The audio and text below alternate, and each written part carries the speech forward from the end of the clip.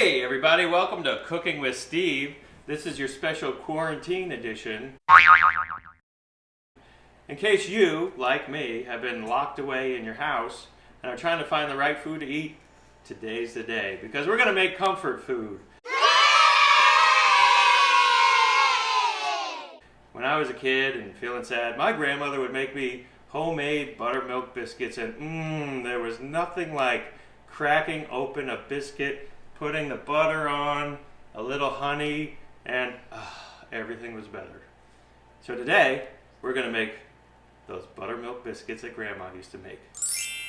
Now also, if you're like me, maybe you didn't get to the store in time, and you're going to have to make some substitutions. And I'm going to show you how. On today's special edition, Buttermilk Biscuits, quarantine version.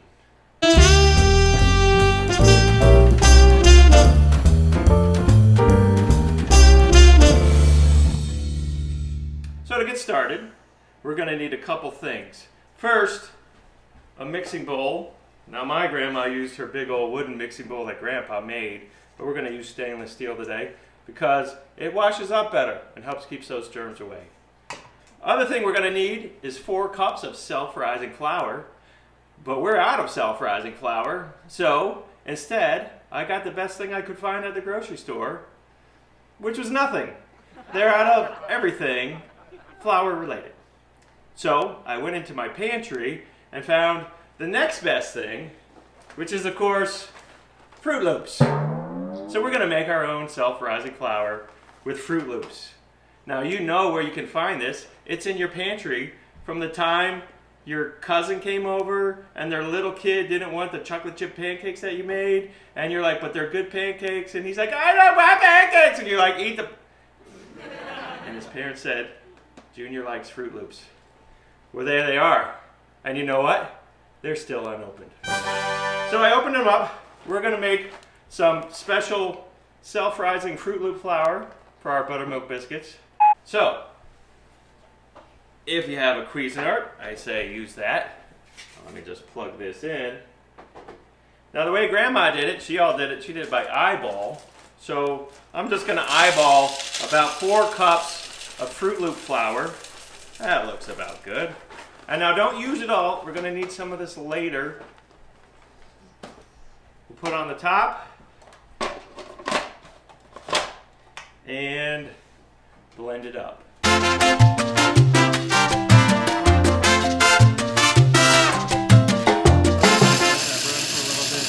We want to get a good mixture here.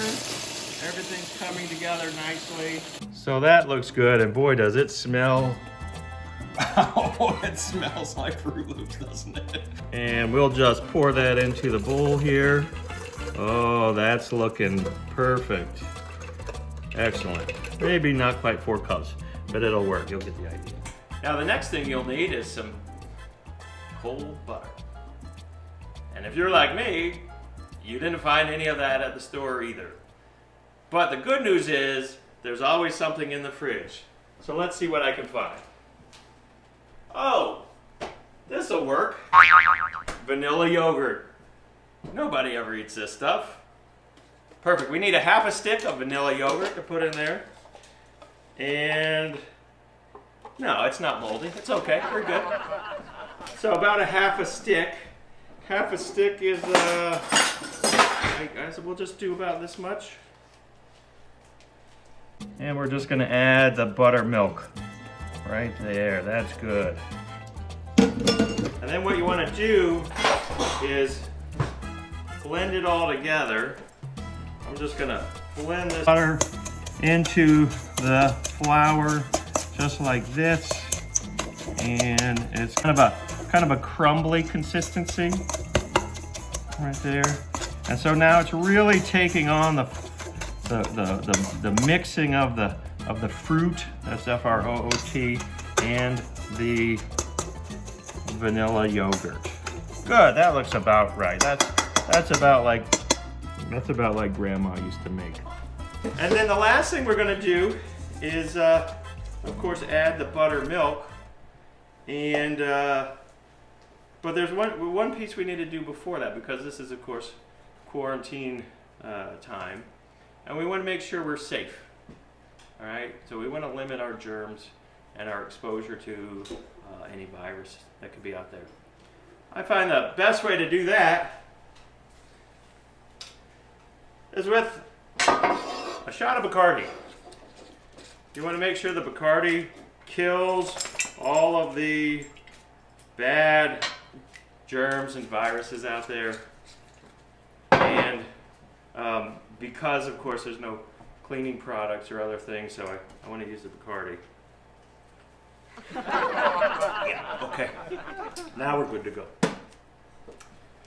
Last bit is we just want to put in the buttermilk. I don't think we have buttermilk. I think all the milk was actually gone from the store. The buttermilk, heavy cream was gone. But we do have powdered iced tea that I've mixed up over it. Well, there's some taco sauce if you want to put that in. Maybe we'll save that for a later episode. So anyway, I've got some half and half. The lemon's really going to work with that. And this is, again, we can look at this. You really want to just kind of work it in and make sure you don't want it too dry here.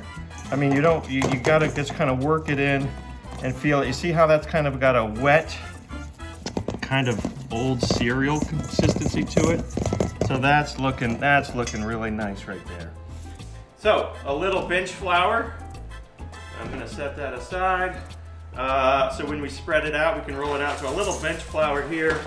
And I'm just going to use my special flouring tool, which works like a charm. You just kind of make a little flour here. You just want to kind of a special color treat. Kind of turns it into a party. And just roll that back a few times. Really, you just don't want it to stick. You want to keep things, nice and loose. There we go. That's going to work nice. All right, so let me put my biscuits out here on the counter. And I'm just going to pat these down, kind of work it a little bit, flip it over. You want to get both sides. And we're going to shape it out there. And then I'm going to wash my hands off, and when we come back, I'm going to cut it up. I'll show you how to cook them up when we come back.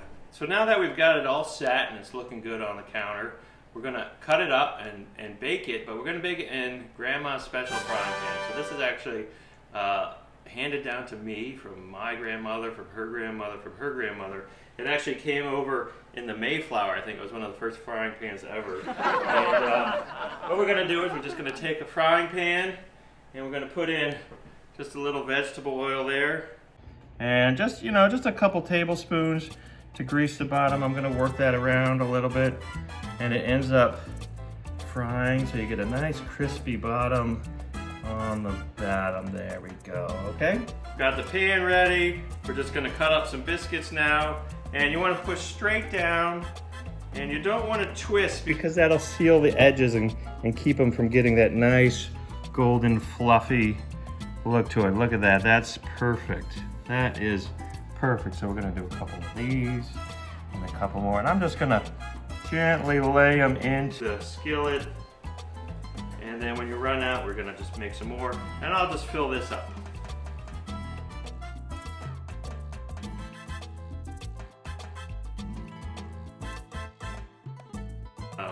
Feel free to nibble at it because it is really nothing like you've ever had before. Okay, now these are going to go in at 425 for about 12 to 15 minutes until they're nice and golden brown. And we're just going to leave them. Don't monkey with them. Just put them in, and we'll let them do their thing. Well, it's been about 15 minutes and I can smell those biscuits baking in the oven. Takes me back to when my grandma used to make them when I was a kid. So, let's go take them out of the oven and get ready to eat. Here we go, 425. Oh, look at those. They look so good. All right, let me bring them over here. They're still hot. Hot, hot, hot. them. Listen to them sizzle. Oh, that is delicious. So you want to serve these up good and hot, just like when Grandma had them. Oh, that is looking good.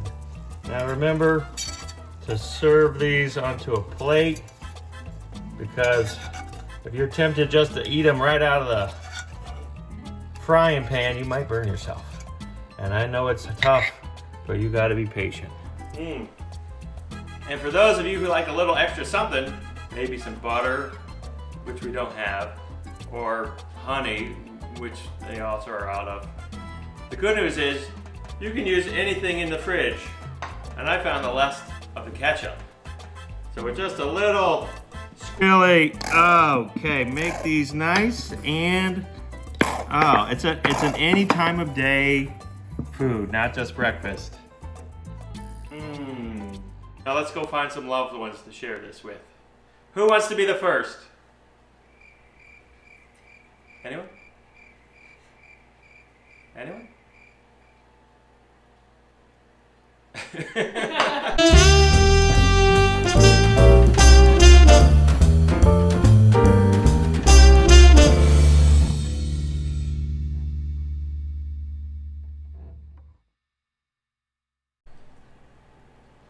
That's recording, okay. Cooking with Steve. Take one. Oops, that was a bad clap. We are on take 3 here. And we're gonna need a close-up here. Take 722.